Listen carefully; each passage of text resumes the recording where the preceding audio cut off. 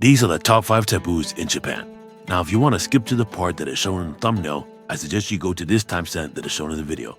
Other than that, let's get right to it. Let's start it off with number 1, tipping.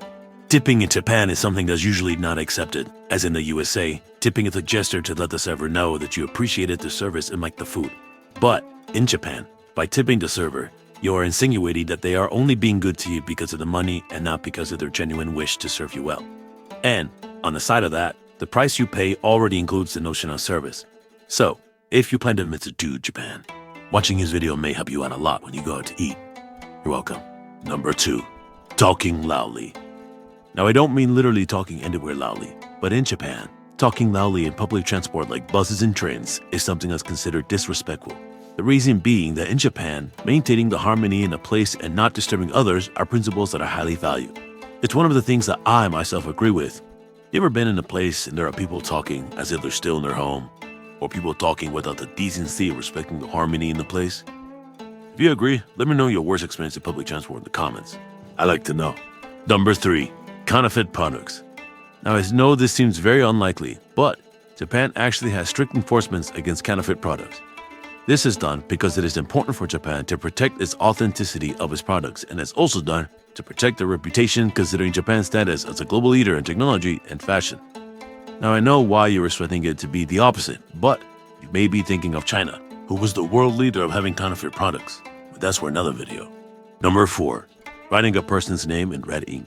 So, this might sound strange, but in Japan, it is not a good idea to write your name, or anyone's name, in that matter, in red ink. This is because a name written in red ink in Japan usually means that they are dead. It can also mean that the name of the person you wrote is either dead or destined for misfortune. This is why red ink is typically avoided when writing anything in Japan. The same way certain things are considered unlucky here in the USA, the same way certain things are unlucky in Japan. And now finally, number 5, the number 4. This is by far the strangest in the list, but let me explain it to you. The number 4 is always avoided in any way in Japan. The reason being that the number 4 pronounced in Japanese has the same sound the word death has in Japanese. Buildings in Japan tend to skip the number 4 and flourish and replace it with just an F or even another number. It kind of reminds you of the number 13 in the USA. It goes as far as houses not having the number 4 in the address, as it tends to scare people off. Even the hospital skips rooms that have number 4 in it to avoid panicking the patient.